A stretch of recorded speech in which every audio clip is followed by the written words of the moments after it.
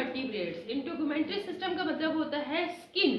कौन सी outer most covering है invertebrates के अंदर, जो कि उनके अंदर एक तो उनको प्रोटेक्शन प्रोवाइड कर रही है, दूसरा उनकी टेम्परेचर की रेगुलेशन कर रही है, तीसरा उन्हें सेंस प्रोवाइड कर रही है, सेंसेशन, और देन कन्वर्जन। कन्वर्जन का मतलब ये होता है बेटा, इंटेगुमेंट्री सिस्टम ही आपका क्या करता है, लाइट से ना आपके विटामिन डी को एक्टिवेट करते हैं, विटामिन डी को एक्टिवेट करता है।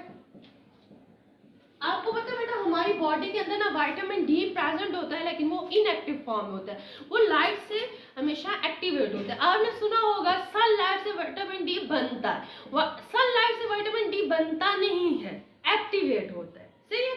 तो विटामिन डी बनेगा किधर से, फिश खाने से, फिश लीवर ऑयल लेने से, ठीक है, बनाना खाने से, ठीक है, और फिर वो एक्टिवेट होगा बाय सनलाइट। अब सनलाइट उसको एक्टिवेट करेगी तो वो क्या करेगा, कैल्शियम को बोन्स के अंदर डिपॉजिट करेगा। तो ये हमारे कुछ फंक्शंस हैं जो कि इंटेगुमेंट्री सिस्टम में आ जाते हैं। इस लेक्चर में बेसिकली हमारा फोकस इनवर्टिब्रेट्स पे रहेगा, तो हम लोग हमेशा फाइलम वाइज स्टडी कर लेते हैं ताकि हमारे लिए इजी रहे। ठीक है, तो बेटा हमारे पास सबसे पहला फाइलम आ जाता है फाइलम पोरीफेरा, जिनको हम स्पॉन्ज कहते हैं। तो इनका कैसा इंटेगुमेंट्री सिस्टम है बेटा, इनके पास तो आपको पता है ये बड़े सिंपल से ऑर्गेनिज्म है, कोई भी इनके पास ऑर्गन नहीं, ठीक है। तो इनकी ना सिर्फ प्लाज्मा मेम्ब्रेन होती है, प्लाज्मा मेम्ब्रेन ही क्या कर रही होती है, इंटेगुमेंट्री फंक्शन परफॉर्म कर रही होती है। इवन कि इनकी प्लाज्मा मेम्ब्रेन से एक्सक्रीशन हो रही होती है, इनकी प्लाज्मा मेम्ब्रेन से ही रिस्पायरेशन भी हो रही होती है। बस इनकी प्लाज्मा मेम्ब्रेन को क्रॉस करके वाटर इनकी बॉडी में आ जाता है, वहां से वो ऑक्सीजन को ले लेते हैं, कार्बन डाइऑक्साइड वहां छोड़ देते हैं, तो दिस इज रिस्पायरेशन। ठीक हो गया। और जब इन्होंने एक्सक्रीशन करनी होती है तो इन्होंने अपना जो बाय प्रोडक्ट ये बनाते हैं, वो ये बनाते हैं अमोनिया।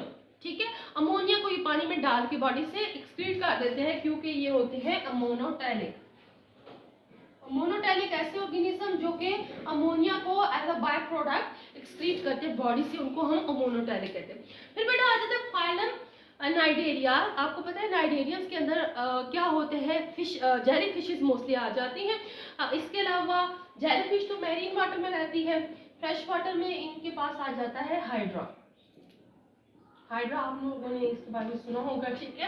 इनका है बेटा, इनका इंटेगुमेंट्री सिस्टम जो होता है उसके पास होती है 3 लेयर्स। जो outer most layer that is epidermis, outer most cover होता है इनकी बॉडी का, फिर आ जाती है मेसोग्लिया और देन आ जाता है गैस्ट्रोडर्मिस। ठीक है बेटा, एपिडर्मिस में ना इनके अंदर होते हैं नाइडोब्लास्ट, नाइडोब्लास्ट जो कि स्टिंगिंग सेल्स होते हैं, ये इनके एपिडर्मिस में मौजूद रहते हैं। मेसोग्लिया एक नॉन सेलुलर लेयर होती है, ये जस्ट कुछ फाइबर से बनी होती है, कोलेजन और इलास्टिक फाइबर्स होते हैं जो कि इसको मूवमेंट में हेल्प कर रहे होते हैं। ठीक है, हाइड्रन जब मूव करते हैं तो उसमें इनको कोलेजन और इलास्टिक फाइबर्स की हेल्प आउट कर रहे होते हैं। फिर आ जाते हैं बेटे हमारे पास नेक्स्ट गैस्ट्रोडर्म। गैस्ट्रोडर्म के पास होते हैं ग्लैंड सेल्स। क्या होते हैं, ग्लैंड सेल्स, जो कि क्या स्क्रीट करते हैं, सही बात है, ग्लैंड है तो कोई ना कोई सिक्रीशन स्क्रीट कर रहा होगा डाइजेशन के लिए, कुछ एंजाइम स्क्रीट करते हैं ग्लैंड सेल, जो कि इनकी गैस्ट्रो वास्कुलर कैविटी के अंदर डाइजेशन कर रहे होंगे। क्या कर रहे होंगे, डाइजेशन। तो इसका मतलब हुआ क्या कि जो गैस्ट्रोडर्मिस है इसका एक फंक्शन ये भी हुआ कि ये डाइजेशन में हेल्प कर रही होती है। इट्स मीन कि इंटेगुमेंट्री सिस्टम हमारे अंदर डाइजेशन नहीं कर रहा, हम वर्टिब्रेट्स हैं, हमारे अंदर हमारा इंटेगुमेंट्री सिस्टम डाइजेशन नहीं कर रहा, लेकिन इनवर्टिब्रेट्स के अंदर इनका इंटेगुमेंट्री सिस्टम इवन के डाइजेशन भी कर रहा है। सही हो गया, हमारे अंदर हमारा इंटेगुमेंट्री सिस्टम, हम वर्टिब्रेट्स हैं बेटा, तो हमारे अंदर तो एक्सक्रीशन तो है कर रहा है, लेकिन रिस्पायरेशन क्या कर रहा है, नहीं। हमारी रिस्पायरेशन तो कहाँ से हो रही है, लंग्स के थ्रू हो रही है। इनकी तो इवन के प्लाज्मा मेम्ब्रेन जो है वो रिस्पायरेटरी फंक्शन भी कर रही है। ठीक है, तो ये बातें आप लोगों ने याद रखनी है कि लाइफ जब स्टार्ट हुई ना वो बड़ी सिंपल थी, सिंपल से ना कॉम्प्लेक्स की तरफ जाते हैं एवोल्यूशन में। ठीक है, सबसे पहले जो एनिमल दुनिया में आए, एवोल्यूशन ये कहती है वो पोरीफेरेंस थे, they were protozoa, first animal. Proto meaning first, zoa meaning animal, they were first animal.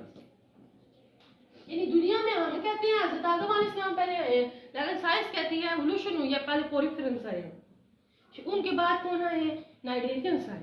ठीक है, तो ये बातें आप लोगों ने इस्लाम और एवोल्यूशन को थोड़ा इनके दरमियान कॉन्ट्रडिक्शन करके जो है स्टडी करनी, ठीक है बेटा। नेक्स्ट चले जाए। नेक्स्ट बेटा आ जाए हम लोग तो फाइलम आ जाते हैं प्लेटिहेल्मिन्थीज। प्लेटिहेल्मिन्थीज फ्लैटवर्म है हमारे पास। इनके पास बेटा अगर इनके इंटेगुमेंटरी सिस्टम को स्टडी किया जाए तो इनके पास क्यूटिकल भी होती है, एपिडर्मिस भी होती है और इवन के पैरेन्काइमा की लेयर भी होती है इनकी स्किन के अंदर। बेटा क्यूटिकल ना ये बनी होती है काइटिन से, ये इनकी टफ मेम्ब्रेन है ऊपर, डिहाइड्रेशन से इनको बचा रही होती है, टफ कवर प्रोवाइड कर रही होती है। फिर आ जाती है एपिडर्मिस।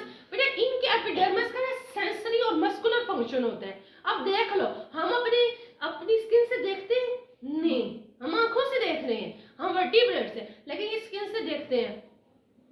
यानी इनका सेंसरी फंक्शन भी बेसिकली जो सेंस ऑर्गन्स होते हैं इनमें कुछ सेल्स वो इनके किस में प्रेजेंट होते हैं, स्किन के अंदर, ठीक है। तो हमारे तो बकायदा हमारे स्केलेटन के अंदर ऑर्बिट्स बने हैं, तो वहां पे हमारी आईज जो है प्रेजेंट है। मैं बेटा जो सेंसरी हम लोगों ने लेक्चर ले लिया था इनवर्टिब्रेट्स के ऊपर, उसके सेपरेट से लेक्चर भी आपको प्रोवाइड करूंगी ताकि आपको बहुत ज्यादा डिटेल पता होगी, ठीक है, क्लियर हो गया। फिर बेटा इसके अलावा इनके पैरेन्काइमा सेल का काम होते हैं, न्यूट्रेटिव फंक्शन भी है, इसके अलावा इनका रिप्रोडक्टिव फंक्शन भी है। आपको पता है इनके पैरेन्काइमा सेल्स के अंदर इनके स्पर्म बन रहे होते हैं।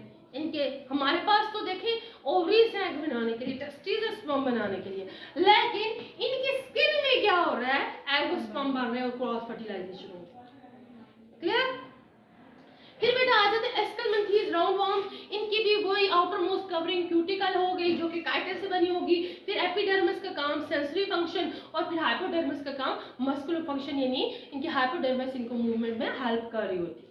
फिर बेटा बात कर रहे थे मुलस्क की। मुलस्क के अंदर ऑक्टोपस आ जाता है।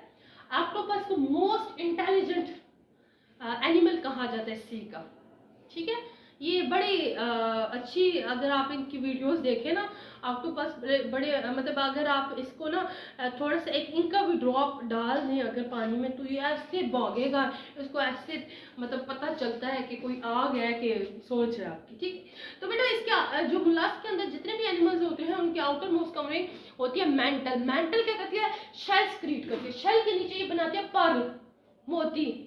आपको पता है इनकी मेंटल क्या करती है ना, ये मेंटल है ना, तो ये अपने ऊपर एक शेल एक्सक्रीट कर देती है।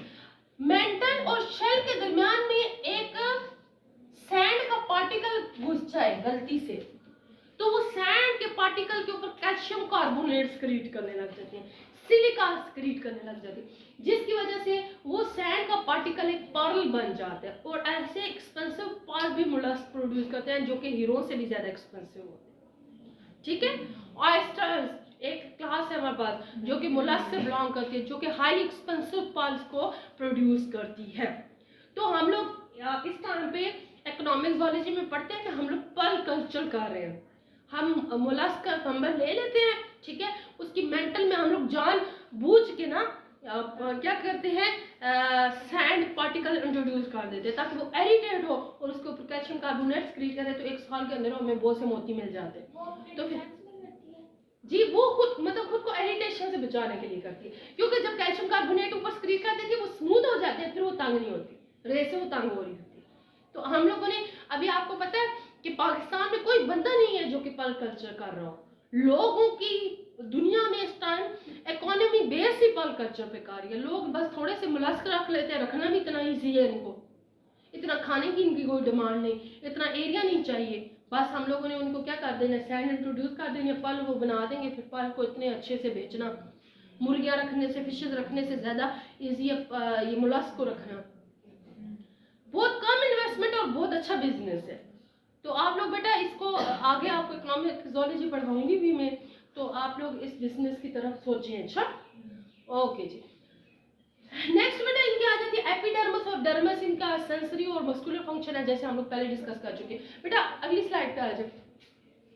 बेटा नेक्स्ट फाइलम हमारे पास आ जाते हैं annelids. Annelids are the segmented body worms. Basically they have a chitin outermost covering. They have the inner to the chitin is the epidermis and then inner to the epidermis is CT present. CT basically blisters होते हैं बेटा, locomotory sensory organs होते हैं, locomotion में help कर रहे होते हैं किसको, एनेलेट्स, ठीक है। नेक्स्ट आ जाते हैं आर्थ्रोपोडा। आपको पता है आर्थ्रोपोडा के अंदर ना ज्वाइंटेड लेग वाले तमाम ऑर्गेनिज्म आ जाते हैं। अब इंसेक्ट्स नहीं आते। इंसेक्ट क्लास, इंसेक्टा एक क्लास है आर्थ्रोपोड की, ठीक है। तो बेसिकली ना, लेकिन 80% जो इंसेक्ट्स हैं वो मतलब आर्थ्रोपोड्स के अंदर जितने भी ऑर्गेनिज्म आते हैं उनमें से 80% इंसेक्ट्स हैं। दैट्स व्हाई हम इसमें इंसेक्टा लिख देते हैं आगे। अंडरस्टूड। वैसे इसकी 3 क्लासेस हैं। फिर बेटा इनका आउटर मोस्ट एक्सोस्केलेटन होता है जो कार्टिलेज से बना होता है। इसको तो आप लोगों ने देखा होगा, काकरोच को आप मारते हो तो एक साउंड प्रोड्यूस होती है उसके ऊपर टूटने की, एक्सोस्केलेटन की, ठीक है। तो वो क्या होते हैं, क्यूटिकल से बना होता है, काइटिन से बना होता है। फिर इसके नीचे एपिडर्मिस और नीचे डर्मिस आ जाती है। डर्मिस के पास बहुत सी नर्व्स भी होती है और ये सेंसरी ऑर्गन्स के तौर पे भी एक्ट कर रहा होता है। फिर बात करते हैं जी एकाइनोडर्म्स की, स्टार फिशेस की। एकाइनोमिनी स्पाइन, डर्मिनी स्किन के ऊपर, एकाइनोमिनी स्पाइन, डर्मिनी स्किन। इसका क्या मतलब होगा, इनकी स्किन के ऊपर स्पाइन होंगे, कांटे होंगे, ठीक है। आप बेटा आपको लगता होगा स्टार फिश बड़ी अच्छी है, स्टार फिश की ना सारे आर्म्स के ऊपर कांटे होते हैं, ठीक है, और ऊपर कांटे होते हैं, नीचे ट्यूब फीट होते हैं, ठीक है। तो इनका एक्सोस्केलेटन कैल्शियम कार्बोनेट का बना होता है। फिर इनके आ जाती है एपिडर्मिस और नीचे आ जाते हैं इनकी ट्यूब फीट्स। ट्यूब फीट इनके लोकोमोटरी ऑर्गन्स होते हैं।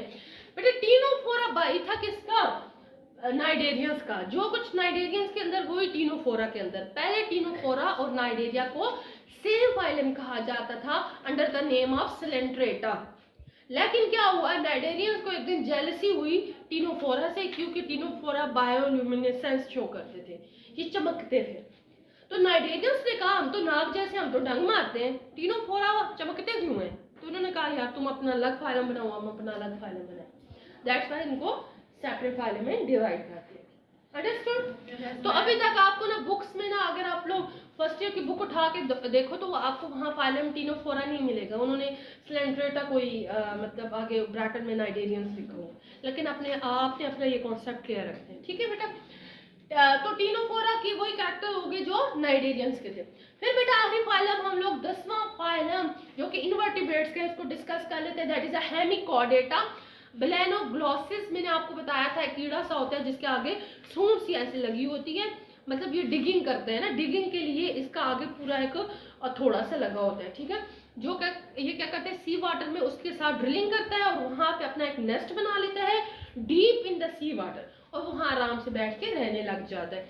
कुछ आ गया खा लिया, वहीं पे एक्सक्रीशन करके इसके एक्सक्रीशन के ना ढेर लग जाते हैं, वही अपने घोंसले में एक्सक्रीशन भी करता रहता है, बस कोई आ गया तो उसको खा लिया।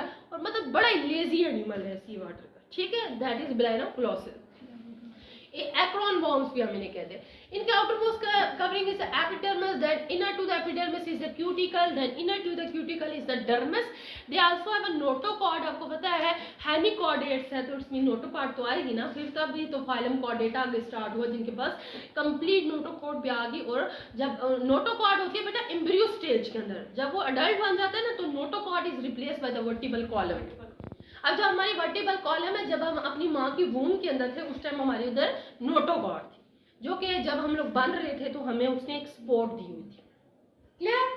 तो बेटा देन आ जाते हैं हमारे पास सेफेलिक हुक्स, क्या हुड्स, ठीक है। इनके अंदर कुछ इंटरगुमेंटेड सिस्टम के तौर पर सेफेलिक हुड्स भी होती है। अभी मैंने बताया इनके पास फ्लैप लाइक स्ट्रक्चर्स होते हैं जो इनके हेड और सेंसर ऑर्गन्स को कवर किए होते हैं, और बस ये वहीं से डिगिंग करते हैं, उसी जो स्ट्रक्चर है उसी को सेफेलिक हुड्स कहते हैं। बेटा आई होप कि आपको आज का लेक्चर समझ आया होगा अच्छे से। तो मज़ीद वीडियोस के लिए मेरे चैनल को सब्सक्राइब करें ताकि आपको रोज़ाना की अपडेटेड वीडियो मिल सके। ओके, अल्लाह हाफिज़।